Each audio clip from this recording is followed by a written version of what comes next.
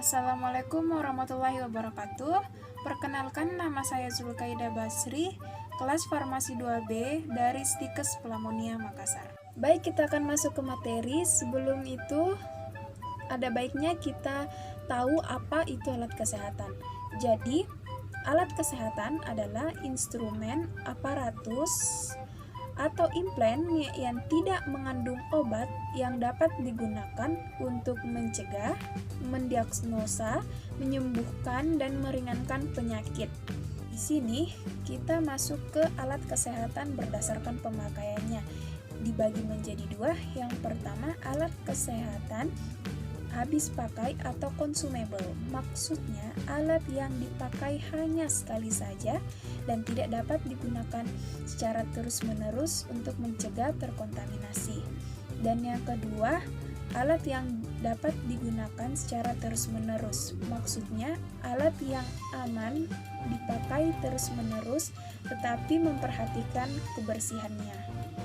Baik, di sini saya akan membahas contoh peralatan habis pakai atau consumable. Yang pertama ada kasa. Kasa berfungsi untuk menutupi luka atau dapat juga digunakan untuk menyerap darah yang keluar dari luka tersebut. Contoh yang kedua ada Nurscape, di mana Nurscape ini berfungsi sebagai pelindung kepala yang dapat digunakan oleh para medis maupun pasien untuk melindungi agar rambut tidak rontok pada saat proses melakukan operasi. Contoh yang ketiga adalah selang oksigen, di mana selang oksigen ini bagian dari alat bantu pernapasan yang berfungsi untuk mengalirkan oksigen dari tabung oksigen ke dalam paru-paru melalui hidung. Contoh yang keempat, selang infus. Selang infus berfungsi untuk jalan pemberian cairan intravena atau infus atau memasukkan cairan obat langsung ke pembuluh darah vena. Nah, di sini masih peralatan habis pakai atau consumable. Contoh yang kelima adalah kateter, merupakan alat yang berupa tabung kecil yang fleksibel dan biasa digunakan oleh pasien untuk membantu mengosongkan kandung kemih atau sebagai tempat urin. Dan yang terakhir adalah handscoon. Handscoon merupakan sarung tangan yang biasa dipakai oleh tenaga medis agar terhindar dari droplet pasien. Tujuan penggunaan handscoon adalah untuk mencegah terjadinya infeksi silang serta mencegah terjadinya penularan kuman. Kita masuk ke alat yang dipakai terus-menerus. Contoh yang pertama adalah termometer.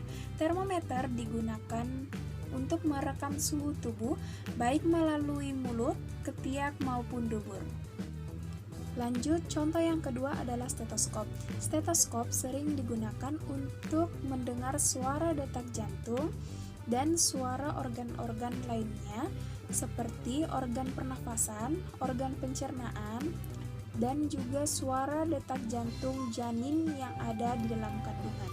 Contoh yang ketiga adalah tensimeter. Tensimeter adalah alat untuk mengukur tekanan darah, dan alat ini memiliki berbagai jenis, salah satu contohnya seperti ini. Yang terakhir, contoh dari alat yang dipakai terus-menerus yaitu urinal. Urinal adalah alat atau tempat yang digunakan untuk membantu pasien menampung urin atau menampung buang air kecil. Adapun contoh urinal wanita yang bagian atas dan contoh urinal pria bagian bawah. Nah, itulah tadi penjelasan dari saya. Mohon maaf apabila ada kesalahan kata atau kekurangan dari video ini. Terima kasih. Assalamualaikum warahmatullahi wabarakatuh.